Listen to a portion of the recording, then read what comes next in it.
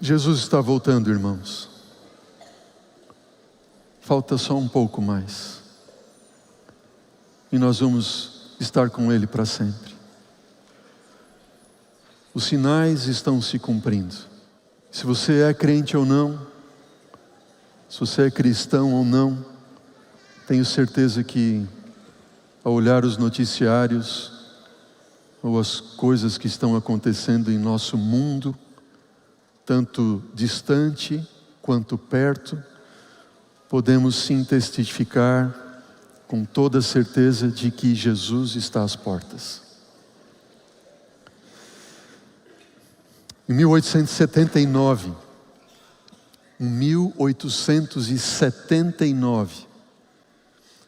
quando o movimento adventista do sétimo dia era ainda jovenzinho na sua história, este movimento que nós estudamos e aprendemos que é o moderno Israel de Deus, a serva que Deus escolheu como profetisa para esse tempo do fim, ela escreveu, e essas palavras estão relatadas no livro Testemunhos para a Igreja, volume 4, página 306, e diz o seguinte: nós estamos agora nas próprias margens do mundo eterno. 1879. Estamos à margem do mundo eterno. Em 1881, o Espírito de profecia a nós testifica que o fim de todas as coisas está à porta. E tem-me sido mostrado que nós estamos no limiar do mundo eterno. 1881. 1889. Outro testemunho. Que lugar temos nós para gracejos e leviandade, sendo que estamos às bordas da eternidade? Quantos de vocês que estão aqui hoje, de coração acreditam que Jesus está mesmo muito perto de voltar? Levante a sua mão, quero ver a mão aqui. Amém? Jesus está voltando. O povo de Israel no deserto, desde a libertação deles do Egito, até que eles atravessaram de fato o Jordão, passaram ali 40 anos. E desde essas últimas declarações do Espírito de profecia, que eu acabei de ler até nós hoje, são 135 anos. Não foi a vontade de Deus que essa demora acontecesse, mas Deus sabe todas as coisas. Mas hoje, 135 anos depois dessas declarações haverem sido escritas, nós podemos sim, mais do que nunca, entender e testificar que Jesus está às portas. Deuteronômio 32, versículo 48 em diante. Naquele mesmo dia, Deuteronômio 32, 48 diz: naquele mesmo dia, falou o Senhor a Moisés dizendo: Moisés, sobe a este monte, Abarim, ao monte Nebo, que está na terra de Moabe, de fronte de Jericó, e vê a terra de Canaã, que aos filhos de Israel dou em possessão. E morrerás no monte, ao qual terás subido, e te recolherás ao teu povo, como Arão teu irmão morreu no monte Hor, e se recolheu ao seu povo, porquanto prevaricastes contra mim, no meio dos filhos de Israel, nas águas de Meribá, de Cádiz, no deserto de Zim, pois me não santificastes no meio dos filhos de Israel. Pelo que verás a terra de fronte de ti, porém não entrarás nela, na terra que eu dou aos filhos de Israel. Moisés havia pecado, prevaricou contra Deus, diante das águas de Meribá. Você deve lembrar que Moisés devia falar a rocha e bater, ferir a rocha, mas ele tomou para si o poder, como se fosse dele, de fazer água sair da rocha, e feriu a rocha 2 vezes, quando tinha que ferir uma vez só. A rocha é Cristo Jesus, que seria e foi ferido uma vez por todas, para pagar o preço de todos os nossos pecados. Um pequenino erro, uma pequenina falha fez com que Moisés não entrasse. Pequenos pecados nos tiram, sim, e podem nos tirar, sim, da terra prometida. E quanto nós justificamos os nossos pecados, é ou não é, igreja? Não, Deus é só... Senhor, foi ali um deslize, mas... nós estamos às margens, e diante de nós está um tempo de angústia, qual nunca houve sobre a terra. Pastor e doutor Wilson Andrew White, ele classifica os tempos de angústia como sendo 4 tempos de angústia. O primeiro tempo de angústia foi a angústia dos 1260 anos. A angústia do tempo da Idade Média, que se estendeu ali de 538 a 1798 depois de Cristo. Grande tempo de angústia. A angústia dos 1260 anos. E ele classifica o segundo tempo de angústia como sendo um tempo de angústia que virá assim que sair o decreto dominical. Ei, não pense que demora muito não para o decreto dominical sair. Quando a gente menos esperar, ele vai sair. Eu não quero ser alarmista, nem é o meu perfil ser alarmista.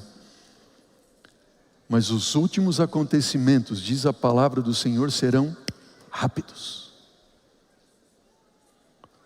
E nós já tivemos uma experiência como essa. Quando o mundo anoiteceu de uma forma e amanheceu de outra. E não faz muito tempo não, faz 2, 3 anos atrás, você pode lembrar comigo, não é verdade? Não vai ser diferente. Deus nos deu um alerta. Ei, filhos, presta atenção. Nós estamos no fim. Quando você menos esperar, o decreto vai sair.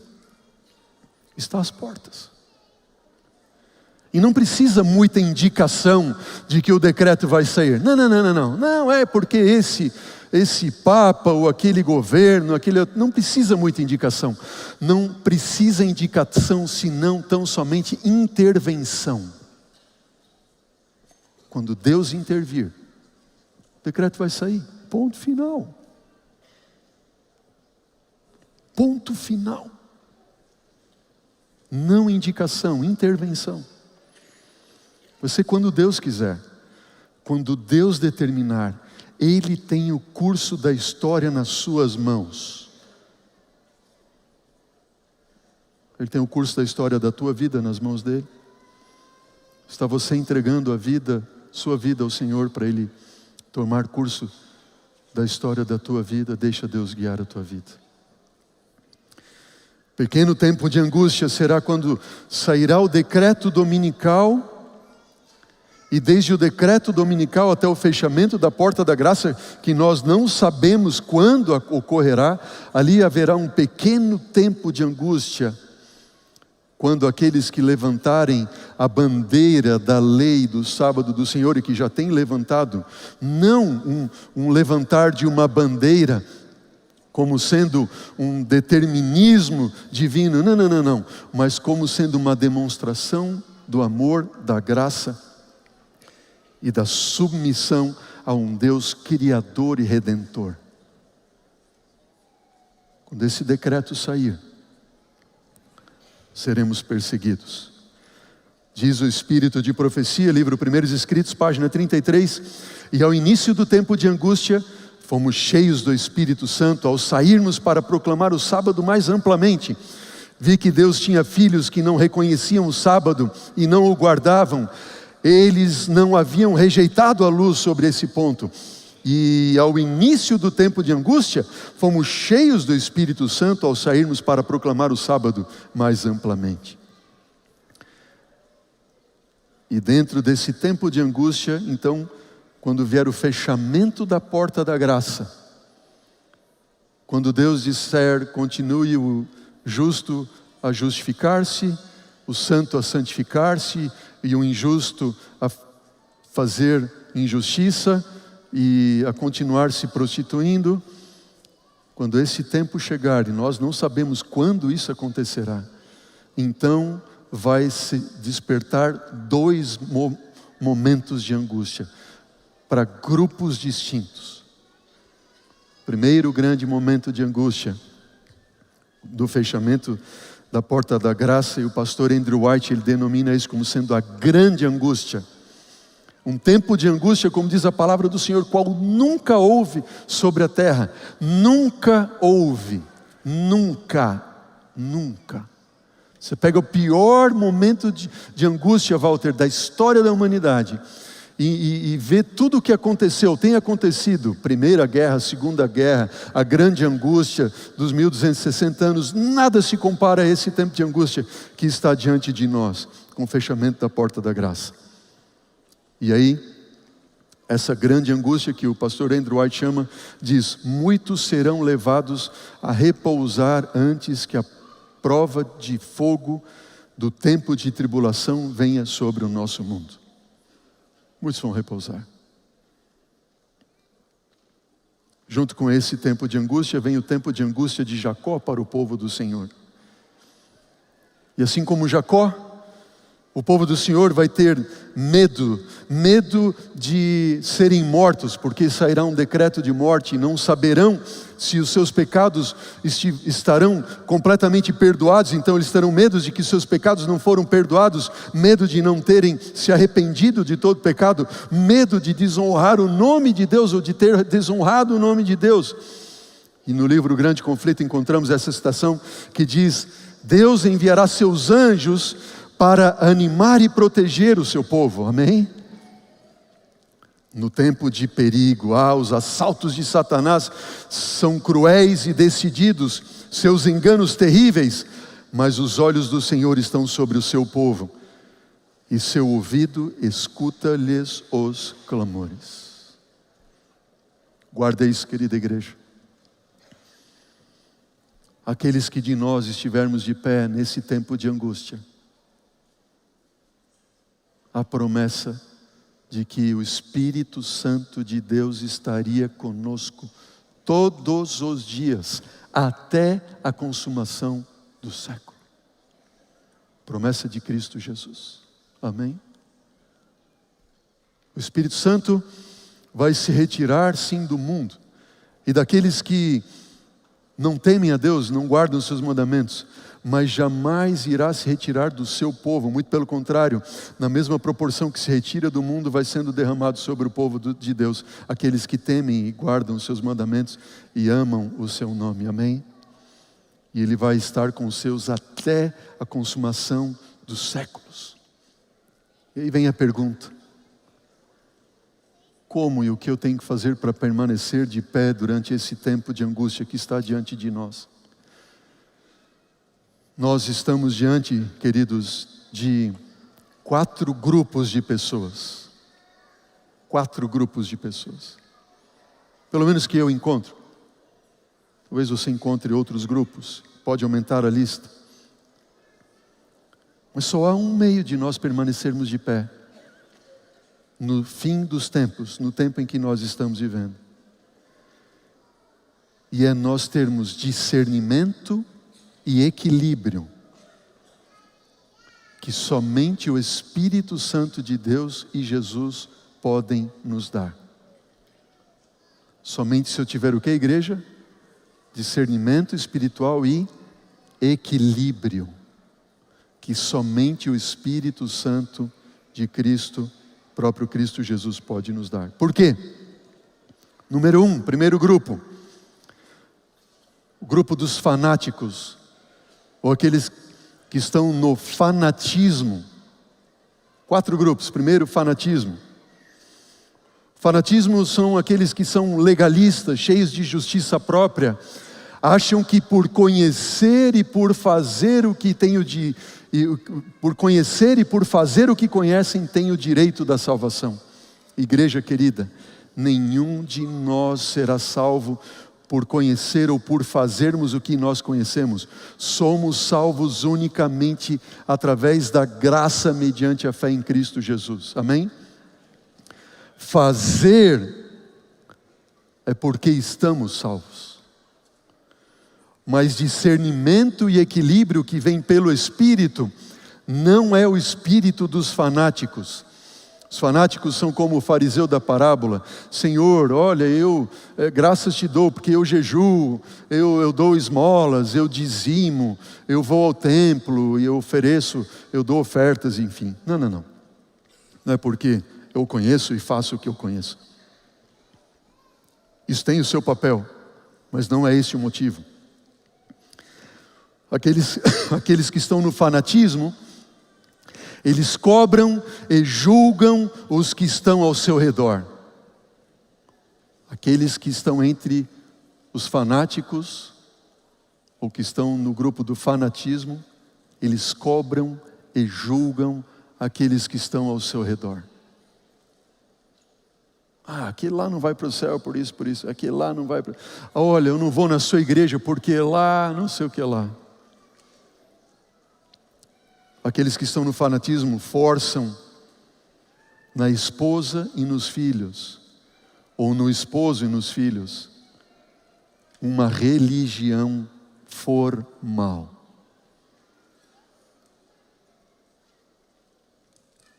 Vai se identificando. Não, porque na minha casa tem que ser assim, tem que ser desse jeito. Não, porque Deus isso, aquilo outro, como é que você faz isso? Não, porque a gente tem que isso, a gente tem que aquilo outro, a gente tem que... Veja, mesmo que nós tenhamos, não é o que eu sei ou porque eu sei, mas porque eu faço o que eu faço. Qual é a motivação? Eu posso ser pastor, eu posso guardar o sábado, eu posso ser pregador, eu posso dar estudo bíblico, eu posso tudo, e ainda assim estar perdido. Eu posso colocar o dedo em riste e dizer assim, não, porque você vai se perder por isso, por aquilo. Não.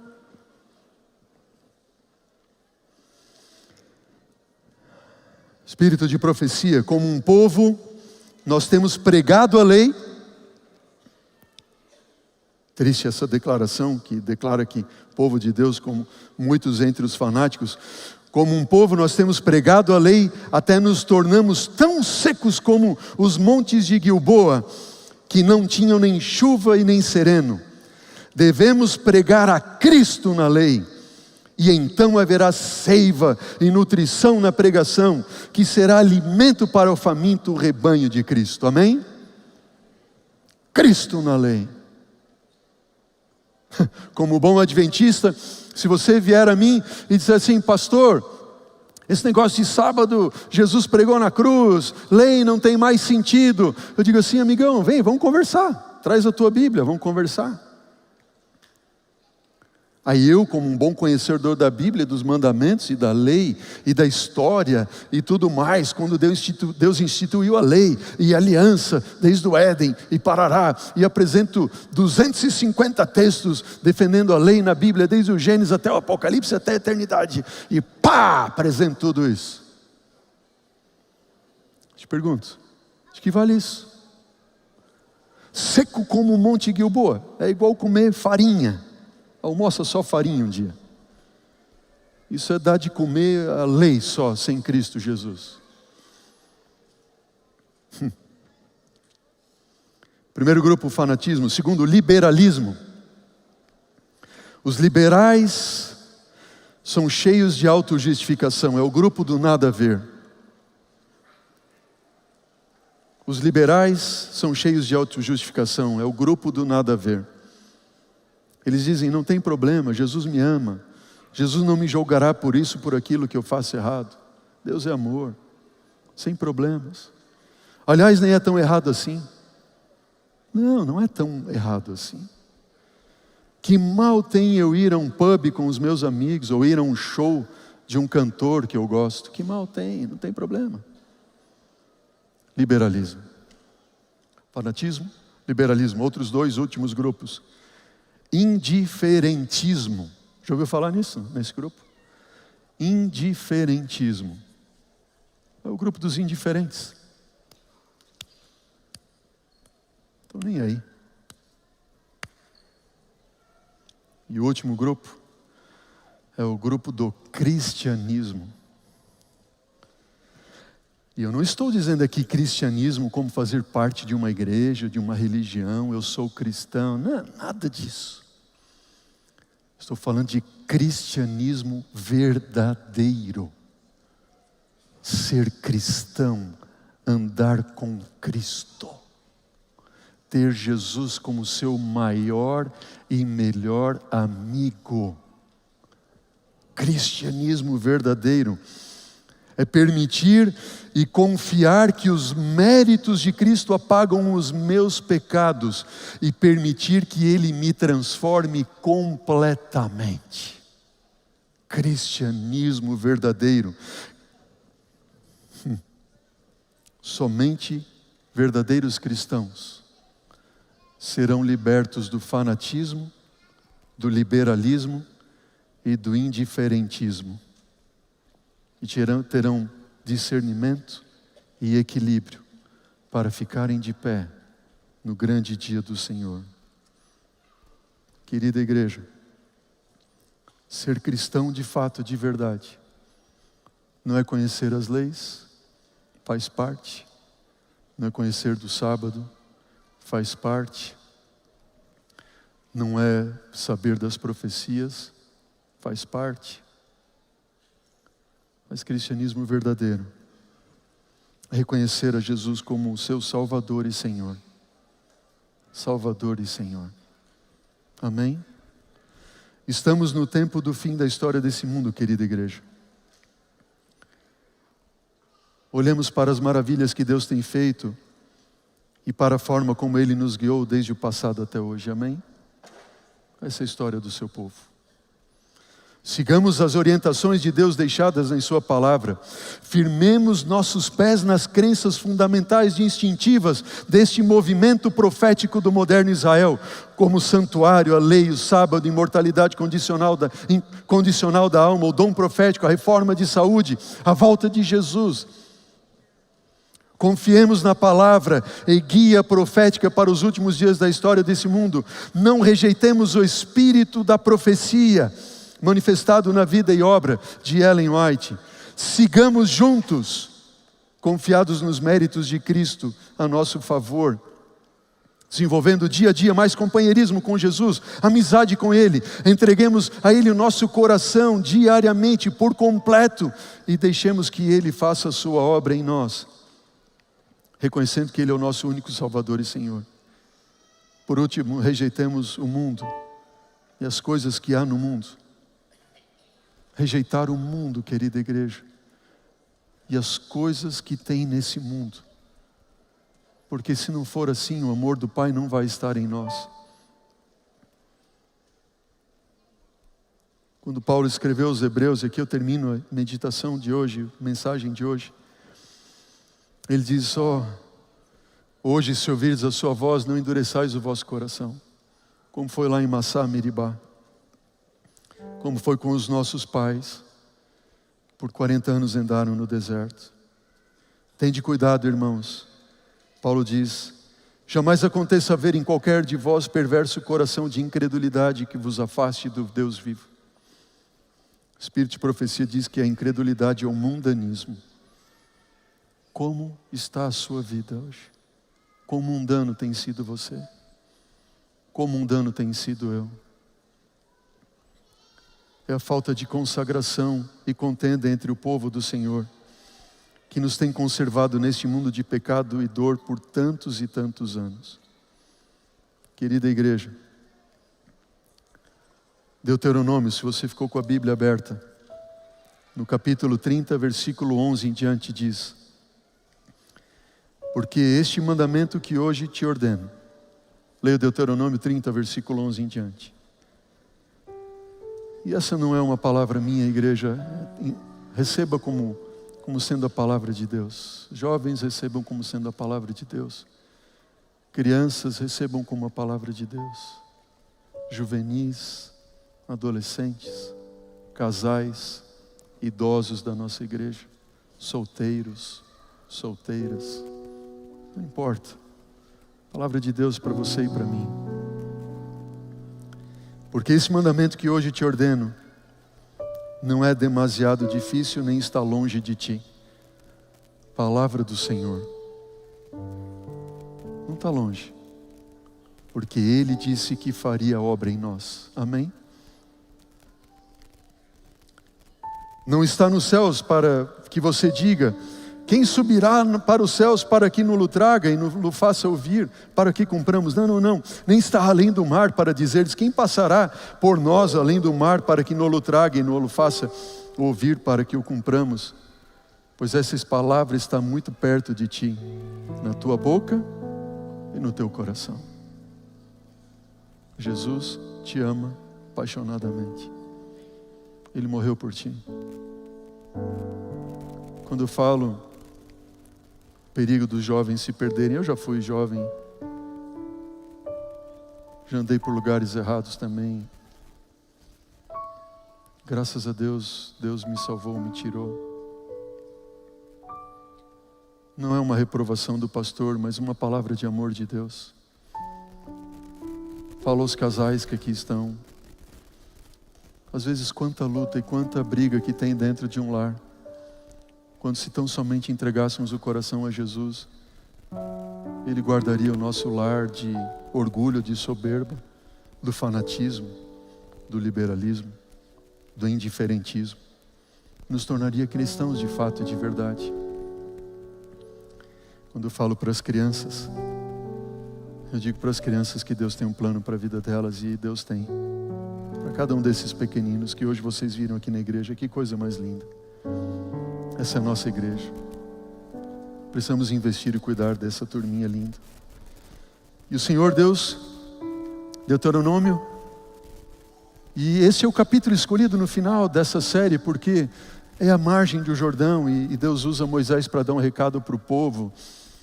E Deus está usando esse humilde pecador aqui, que está aqui com vocês, o maior de todos, para dizer: filhos, vê que hoje eu te proponho a vida, o bem, a morte e o mal. Se guardares o mandamento que hoje eu te ordeno, que ames o Senhor teu Deus e andes segundo os seus caminhos e guardes os seus mandamentos e os seus estatutos e os seus juízos, então viverás e te multiplicarás. Porém, se o teu coração se desviar e não quiseres dar ouvidos, e fores seduzido, e te inclinares a outros deuses e os servires, então eu te ordeno e te declaro hoje que certamente perecerás. Não permanecerás longo tempo na terra a qual vais, passando do Jordão. Os céus tomo hoje por testemunha que te propus a vida e a morte, a bênção e a maldição. Escolhe, pois, a vida, para que vivas tu e a tua descendência. Palavra da salvação. A Monique vai cantar agora. Essa é a última música dessa série. 15 mensagens de Deus para nós. E essa última mensagem é de um recomeço. Eu quero apelar a você que está nas galerias, nos balcões, você que está na igreja. Se você quer recomeçar, o meu apelo não é só para você ficar em pé. Não, não, não. Jesus desceu o céu, se fez homem, se humilhou até a morte de cruz. Quero convidar você para vir aqui à frente, que os corredores se encham nessa manhã. Não importa, venha à frente e diga não para mim, mas para o Senhor Jesus. Eu quero recomeçar. Eu preciso recomeçar. Eu preciso de Cristo. Eu preciso de nova vida. Eu preciso do Senhor. Eu preciso de um reavamento e reforma na minha vida. Eu quero o Senhor. Não tenha vergonha de vir à frente. Jesus não teve vergonha de se entregar por você na cruz do Calvário. Entregue-se a Ele enquanto a Monique canta. Se coloque em pé e venha à frente. Eu quero orar com você e por você no final.